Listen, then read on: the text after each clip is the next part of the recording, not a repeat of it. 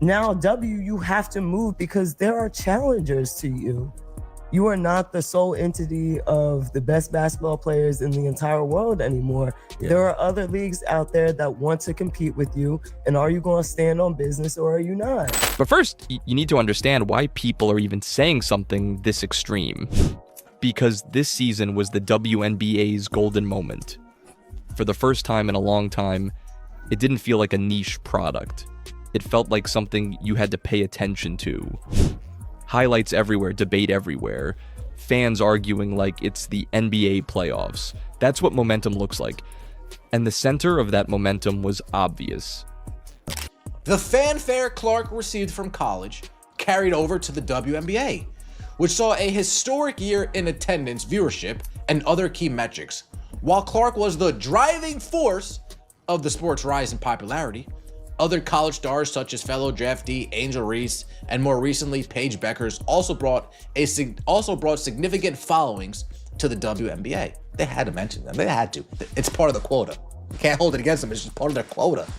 Over time, it became clear Clark was a sort of rising tide that helped lift all boats. Driving force of the sport's rise. Clear Clark was the rising tide that lift all boats. Caitlin Clark pulled casual fans into the sport, whether people like that fact or not. But now the conversation is shifting away from highlights and into something that can kill momentum overnight, the CBA. Because once fans hear words like no deal and season in jeopardy, they don't think, oh, they'll work it out. They think, wait, is this whole thing about to disappear? And that's why the title isn't random. Because Rebecca Lobo actually criticized WNBA players for how they have completely mishandled these negotiations. She criticized WNBA players for their inability of maintaining support from the fan base. You had the fans' support. All you had to do was shut the hell up. Instead, you displayed your unbelievable entitlement by calling million-dollar annual salaries a slap in the face. When I played in this dump, we were playing for prizes, free scooters, tricycles, just for men, and you have the audacity to complain about receiving $1 million you haven't earned? Caitlin Clark era is over isn't a stat, it's a fear. It's the fear that the WNBA finally got the spotlight and is about to fumble it. Here's pressure point number 1. A lot of critics are pointing to a brutal idea. Interest drops off fast when Caitlin isn't the main event. In the transcript, the host brings up a number being thrown around for a rival product's championship game, around 30,000 viewers, and frames it as proof that the floor of women's basketball viewership is lower than people want to admit. Now, I'm not even saying that number is the entire truth of women's basketball, but I am saying this is how casual fans think. Casual fans don't care about context. They care about the vibe. And when the vibe becomes nobody's watching, it spreads like smoke. Therefore, you get the most dangerous narrative possible. Well, it's Caitlin Clark bringing it to the league. Caitlin Clark drafted into the WNBA. Spotlight intensifies. Caitlin Clark puts the batteries in the players' back, making them believe that they have power that they absolutely do not wield. Oh, you guys aren't seeing that in the paragraph? Yeah, I figured I would just summarize it for you and give you the truth of the matter. This league has one giant attention magnet and everything else is fragile. And if everything is fragile, you can't afford chaos. Have not heard, I'm pretty sure you have, there is no updates with the CBA negotiations, man. And this is really starting to be very, very painful to report on because as we know, we're supposed to be getting ready for none other than WNBA free agency. And as of right now, we're not getting ready for WNBA free agency. And as we prolong, now we're going into February with no deal being done. We're pretty much a month away from the deadline I predicted to where all hell is going to break loose. That is the month of March.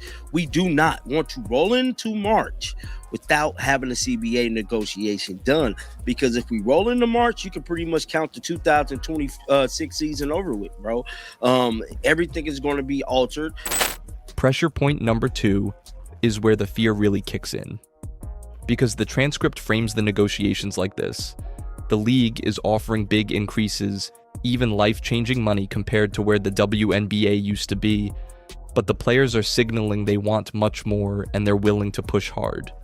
And when people hear that, they don't picture a normal negotiation, and they picture a standoff. They picture a season held hostage. They picture a work stoppage. That's why the transcript keeps circling one terrifying line. Me and Sydney Colson were the only ones there this past week because everyone's doing Unrivaled. That, and like our CBA is so dumb right now that like it's heading toward lockout. So no progress. No, like just nothing. Honestly, nothing. We get like weekly emails from the PA side of things, and it's just so dumb. Can the league even be confident there will be a 2026 season? Because once that question is in the air, the damage starts before anything even happens. Sponsors start hesitating, networks start planning around risk, fans start emotionally checking out. But here's the part that makes this feel like self-sabotage to a lot of viewers. The transcript also makes the argument that WNBA economics are not NBA economics. It highlights rookies making roughly $70,000 to $80,000 for a short season, plus travel and benefits, and it frames that as a strong starting point relative to most jobs. Again, you can disagree with the tone of that argument, but you can't ignore what the argument does to the audience. It tells casual fans, this league is still building. And then it tells them, but people inside the league are acting like it's already finished building. Surprise, the WNBA and its players will not come to an agreement on the CBA by the deadline, which is tomorrow. And I feel like if you've been following along with all of this CBA stuff, and this is kind of expected, it still seems like the league and its players are on opposite sides of the spectrum. And I personally do not know what it's going to take to get them to come to an agreement and for us to see a 2026 WNBA season. But unfortunately today, I have more bad news for you guys. That mismatch creates resentment fast. Therefore, the fear grows. If the demands get too far ahead of the business, something snaps. Pressure point number 3 is the one that turns a negotiation into a scandal. The transcript strongly pushes a conflict of interest narrative. It claims that some of the player leadership involved in the labor talks also has ties to a competing league concept, and it argues the optics are insane. Now listen, I'm not here to declare guilt or innocence, but I am here to tell you what happens when fans believe the optics are dirty. They stop trusting the process. They start saying words like power play. They start saying words like leverage. They start saying words like sabotage. And once fans go there, every headline becomes gasoline. Now let me hit the strangest moment from the transcript, because it matters. The host points to a public criticism that basically comes down to leadership and the human element, like whether the commissioner reaches out when players get injured. And this is where fans lose it. Because if the league is staring at a possible 2026 crisis, and the loudest critique sounds like a customer service complaint, casual fans hear one thing. These people aren't treating this like a business emergency, but the public is treating it like a business emergency. Therefore, the gap widens between players and the audience, right when the league needs unity. And now we get to Caitlin Clark, because this is where your title lands emotionally. The transcript says what a lot of fans are whispering. Caitlin had a chance to be the voice of reason and publicly push a calmer message. Something like, take the progress, lock in stability, then grow into bigger numbers. But instead, the feeling from that commentary is silence. And silence is dangerous in a panic cycle. Because silence becomes a story. Fans start projecting onto it. She doesn't want to get involved. She's protecting her brand. She agrees with the hardline stance. She's already planning her next move. And even if none of that is true, it still spreads. Therefore, the fear becomes, if the face of the moment isn't helping protect the moment, maybe the moment is already dying. Now let me explain the doom chain in plain English.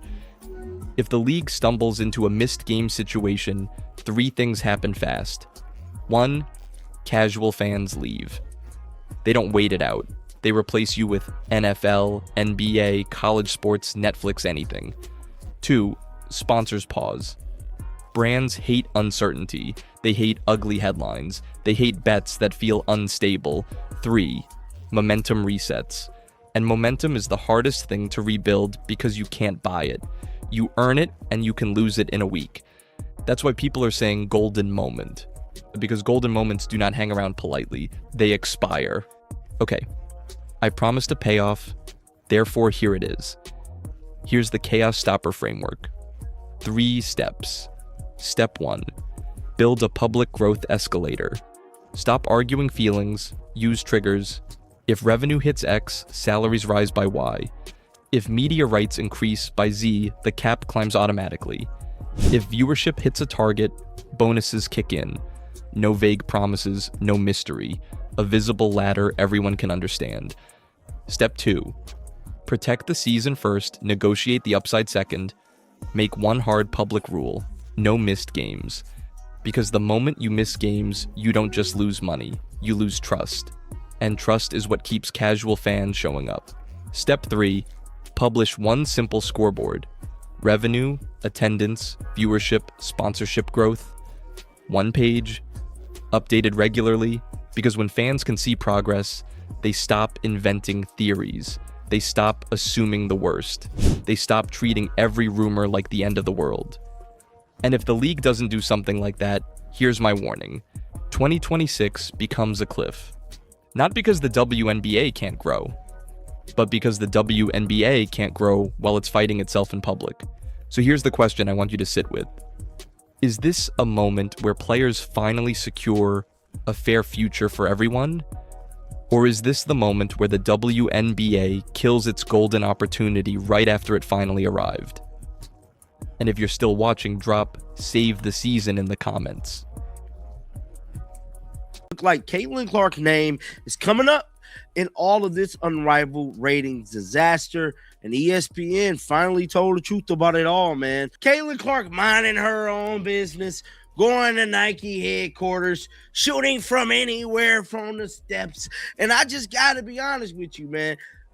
To me, I don't think Caitlin give 2 flying about Unrivaled, bruh. I just got to be honest. Now, there's people in the media trying to say that Unrivaled is failing due to Caitlin. No, they're failing because the product is bad. Caitlin Clark just had one of those weeks where her name shows up in every corner of sports, not just WNBA, everywhere. One headline says her off-season move is starting to surface. Another asks the same question fans keep arguing about. Is she playing in Unrivaled or not? But the biggest fire this week is not even about a game. It's the WNBA deadline talk.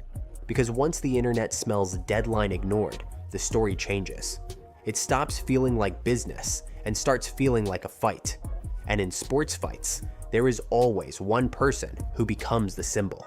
See, people can say what they want. Caitlin Clark is simply the driving force behind a lot of the WNBA recent success, and it looked like ESPN has completely admitted it. Now, that's a reality check of a lifetime, dog. I just got to keep it real. Now, with that being said, man, I want to share something here with you guys. Therefore, the league's biggest week turns into the same conversation. What happens if the WNBA enters chaos, with Caitlin Clark at the center of it? And here's the wild part. In the same week, people are throwing around words like lockout, crisis, and leverage. Caitlin is also trending for talking about LeBron, reacting to an NBA player's breakout, and even popping up in NFL news. LeBron never messaged me directly, but it's been cool to just see his support of myself and the W overall. You can tell he really watches and turns it on, and yeah, he's been kind of a big fan of myself from college and now in the W. So, I mean, he's the greatest basketball player of all time. So I think that's pretty cool. I don't want to compare myself to anybody else. I don't like that. Yeah. It's a difficult thing to conjure. Yeah. But I don't know. I hate saying this because LeBron is the greatest basketball player of all time. But obviously, he didn't even go to college, and he had all these expectations coming out of high school to be the greatest player ever. And obviously that's a lot. That's a lot to take on your shoulders and a lot for the NBA at the time. That is not normal. That is what it looks like when one athlete becomes the main character of the entire sports cycle. Let's start with the thing everyone keeps circling, the offseason. This week, multiple outlets push the same theme in different ways. Caitlin Clark's next move is becoming a story by itself. Even when nothing is official, the rumors do what rumors always do. They create teams in people's heads. One side says she should protect her body, rest, and come back even sharper. The other side says if she plays, she breaks the internet again. Therefore, the unrivaled question won't die. Is she in or is she out? And notice how strange that is. Now, I told y'all last year that Unrivaled was on a needle and a thread contract because that means that they kind of on borrowed time. If this thing don't work, guess what they're going to do? They're going to ball it up and can it. And that's exactly possibly what's about to go down with Unrivaled, bruh. I haven't watched any of it. I'm going to keep it 100 with you. I ain't going to get on here and lie. And I know many of you guys probably have not watched it either, but it's quite funny hearing all of the bad stories coming out about the show. Then people had the nerve to get mad that Caitlin Clark didn't do it. Caitlin Clark didn't want to associate herself with this buffoonery, with this dumpster fire. Y'all really think Caitlin Clark wanted to be a part of that? Her brand is too big and too special to be a part of this damn circus. It's bad enough she got to play in the WNBA, Ribleys, and I'm here to tell you, she definitely didn't want to take on this goddamn me circus. Most WNBA players can have a quiet offseason. Caitlin can't. Because her offseason isn't treated like downtime. It's treated like a national decision. But Unrivaled isn't just about fitness or basketball. It's about power. If Caitlin joins, it validates the league. If she doesn't, people treat it like a rejection. That's why even a simple maybe becomes a full week of headlines. And this is where it gets even more interesting. You also had a headline about Kate Martin basically pitching the idea of getting Caitlin to Unrivaled. That matters because it shows something real. Caitlin isn't being chased like a normal star. She's being recruited like a franchise. Now let's talk about the week's most explosive angle, the WNBA deadline talk. This is the one that turns everything into gasoline. Because when a deadline is mentioned, fans don't hear negotiation. They hear war. And once the word lockout shows up near Caitlin Clark and Angel Reese, the story becomes bigger than basketball. It becomes fear. Fear of lost games. Fear of lost momentum. Fear that the league finally has attention and will fumble it. But here's what really makes this angle viral. Caitlin's name becomes leverage for both sides. Fans will say, you can't waste the Clark era. Players will say, you can't profit off this era without paying fairly. Owners will say, we have to make the numbers work. Therefore, Caitlin ends up in the middle, even if she never says a word. And that leads into the most dramatic headline of the week. The one basically saying fans are debating if Caitlin will accidentally destroy the WNBA. That's an insane phrase, but it reveals something true about the moment. People don't know how to handle a superstar this big inside a league that is still building its structure. So they turn it into extremes. She's saving the league. She's exposing the league. She's bigger than the league. The league can't control the wave. But the real point is simpler. Caitlin is forcing pressure onto everything that used to hide in the shadows. Scheduling, officiating, marketing, pay, media narratives. That's why every argument feels personal now. Because when the money grows, the stakes grow. And when the stakes grow, everybody fights harder to control the story. Now here's the part that makes this week feel surreal. While all of that WNBA chaos is happening, Caitlin also trended for stepping into the NBA's favorite fight, the GOAT debate. One headline pushed the idea that she ended the GOAT debate by saying LeBron is the best ever. Whether you agree or not, it's a perfect example of the Clark effect.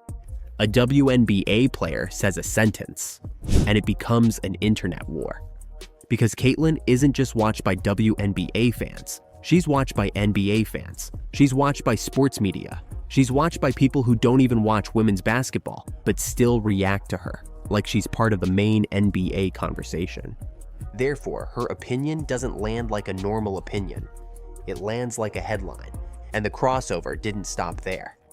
Another story had Caitlyn showing up in NFL news, with mentions tied to George Kittle's injury situation. Again, it's not just nice message content, it's proof of cultural reach. When Caitlyn is part of the same news cycle as the NFL, it means she's not being treated like a niche star. She's being treated like a top-tier American sports figure. But the sneakiest story this week is the one that sounds small. Caitlyn reacting to an NBA player's breakout stretch. That seems harmless, but it's actually another example of how the media uses her. Because Caitlyn reacting is content now. Her 2 words can become a story. That's the reality of celebrity-level attention. The reaction becomes the product. And finally, you had the pay gap headline. Women shut out again from the list of top 100 highest paid athletes. That story always hits harder when Caitlyn is in the conversation, because she's the easiest example of how big women's sports can get, and how far the money still has to go. Therefore, this week wasn't just random news. It was one clear message. The sport is growing, but the system is stressed. Put all of this together and you get the real headline of the week. Caitlyn Clark has become the pressure test for the entire league. If the WNBA handles this era well, it becomes the next major sports machine. But if the league misplays the moment, the anger won't be quiet. Because the attention is too big now. The off-season rumors show how every move becomes a national event. The unrivaled talk shows how her presence can validate or crush a project. The deadline and lockout language shows how fragile the business side still feels. The destroy the WNBA debate shows how people sense the league isn't fully built for a superstar this massive. And the NBA and NFL crossover shows something even bigger. Caitlyn is not fighting for relevance anymore. The league is fighting to keep up with her relevance. Therefore, next week is going to be even louder. Because deadlines don't fade away, they collide. And when they collide, Caitlyn Clark's name is going to be the first thing everyone tries to use. If you're still watching, drop Weekly Clark in the comments.